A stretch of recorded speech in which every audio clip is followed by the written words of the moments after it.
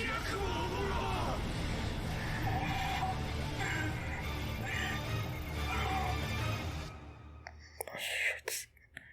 That's it.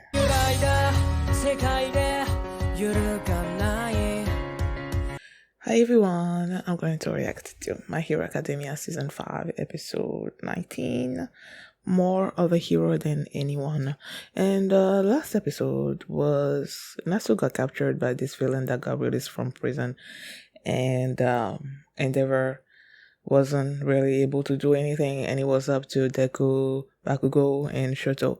They were the ones that were able to save Natsu, and then there was this talk that happened between Endeavor and Natsu, where he sort of took responsibility for everything that happened, and now he's telling them that he was gonna buy them a house somewhere else where they can go live without him. So that's what happened last episode. And before we get into this one, if you guys have my reaction, please give it a thumbs up, subscribe, and please consider supporting my Patreon at patreon.com/feelmini.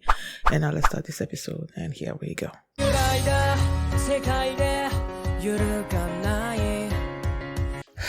This episode was intense. Like, that confrontation between Eraserhead, President Mike, and their friend Bakurogiri.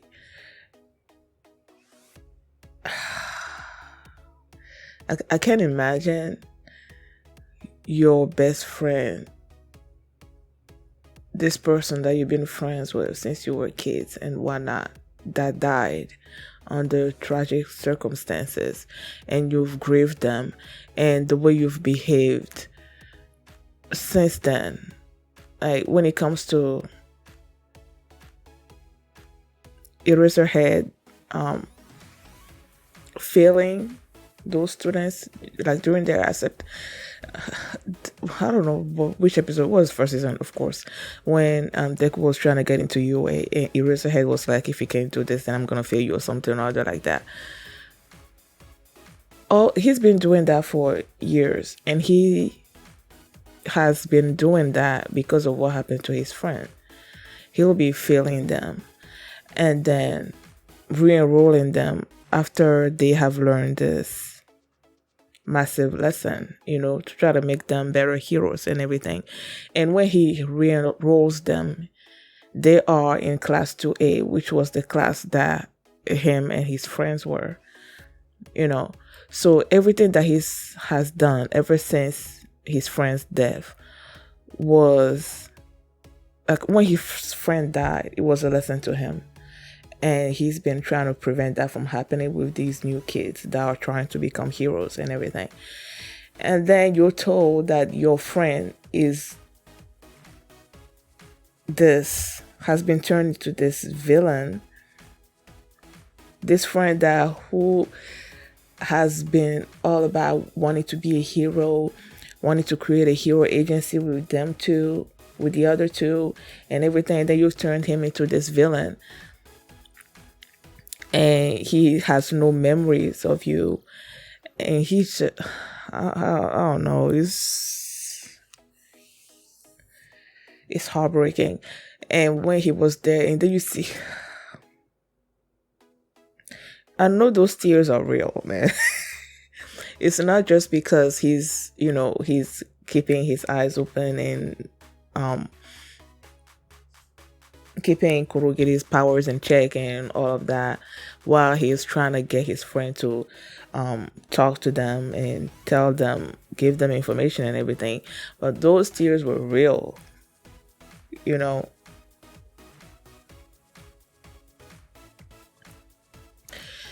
And they were able to reach him for a little bit, and then he told them hospital. They asked him, who did this to you, where did they do it to you, and whatnot, and then he said hospital. Now the thing is, which hospital? I was asking myself, like, which hospital? And then you see Hawks over there with Twice is the one that I thought the other villain from the other episode or whatever, but Twice was there, and then he received this call. Clearly it's an encoded call, and then they said that there was a villain that was rampaging in this Wakagumo hospital or something or other like that. So I'm assuming that the hospital that they figured out this hospital, this Wakagumo hospital, is where they experimented on Iris's friend and stuff. Like maybe that's where they are conducting these experiments and making these people into normals and stuff. And they were asking themselves why, or they were asking themselves at all. There were this flashback of All For One saying that that's the reason why these villains have kept attacking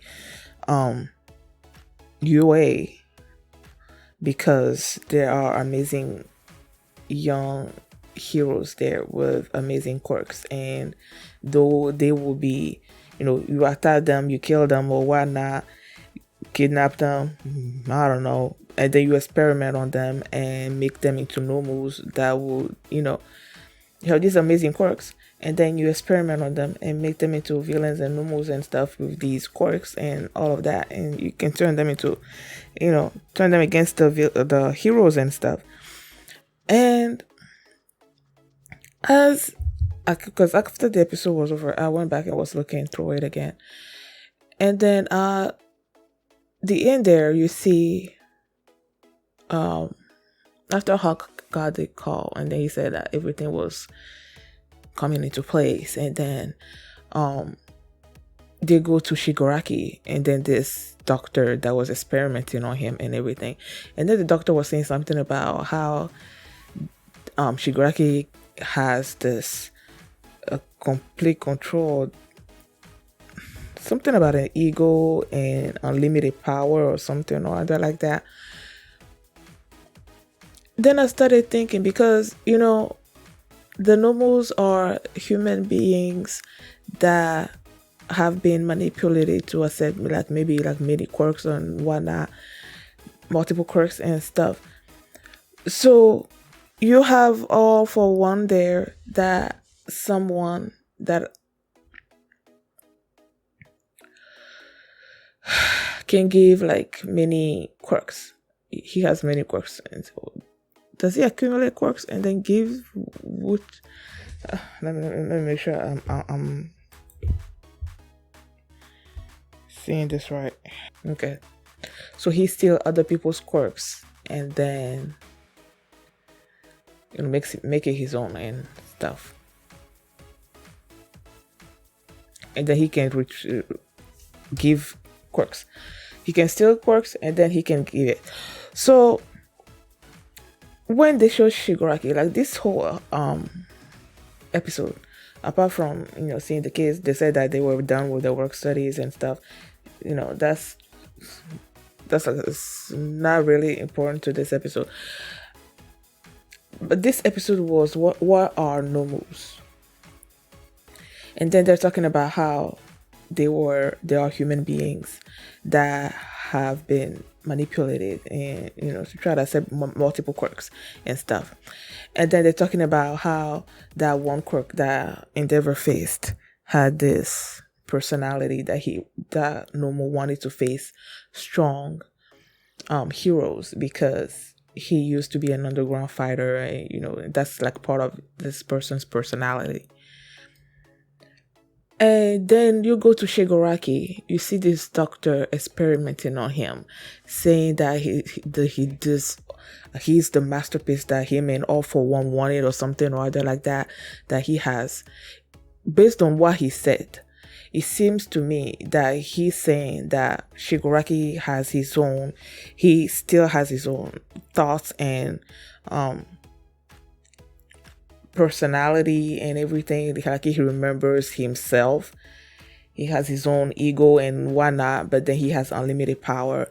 And I'm like, has this normal research thing been able to was leading to them trying to get maybe All For One giving all his, because sooner or later he's gonna die, right?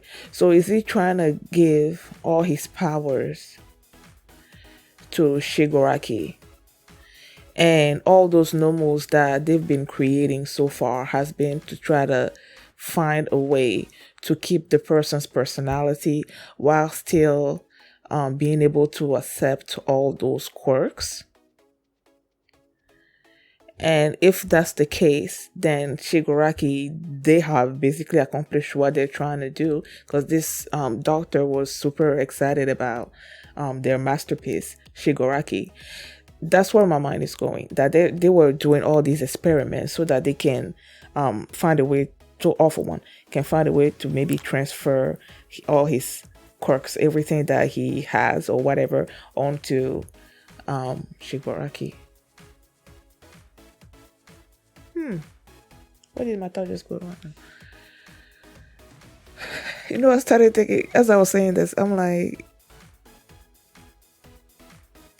this reminds me of what's his name in Naruto? Orochimaru. This reminds me of Orochimaru. Orochimaru has been trying to basically live life forever, and he kept basically sort of like transferring himself into another person so that he can live forever. Is this also what All For One is trying to do? Because clearly he's getting old. Is he getting old? How long? He's been living for a long time now. Does he have immortality? I don't know. Like maybe he's trying to perpetuate his life or whatever, and he's trying to do it through Shigaraki. I don't know, but I feel like that's what their goal is with this normal research stuff, is to make Shigaraki the perfect normal, someone that has his own personality, that is still thinking, because you have Kurogiri over there, and Eraser's friend that doesn't really remember their life. It wasn't until they were confronting him in that scene and everything that there was like a glimmer of him. So you have these normals that have basically lost their old selves and have become this thing, and then you have the Shigaraki, who will be like the perfect normal that still retains his own self, but then still has the ability to accept and manipulate all these quirks. I feel like that's what they're trying to do, and it seems like they're accomplishing that. So based on how this doctor is super excited and everything. So yeah, I don't think there's anything else that happened this episode. Yeah, so that's basically it. I just feel bad for Eraserhead and President Mike to have to try to get their old dead friend to realize who he was and give them information like that scene, especially Eraserhead, like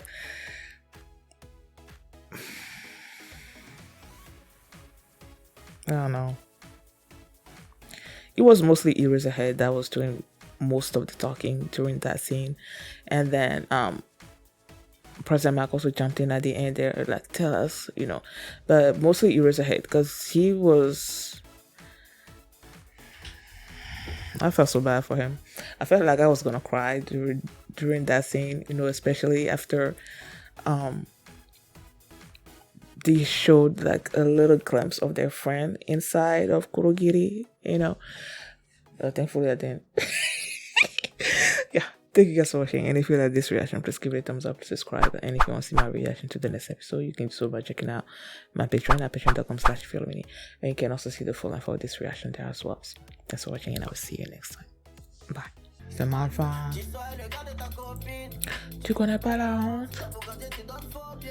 Mal fait, non, maman.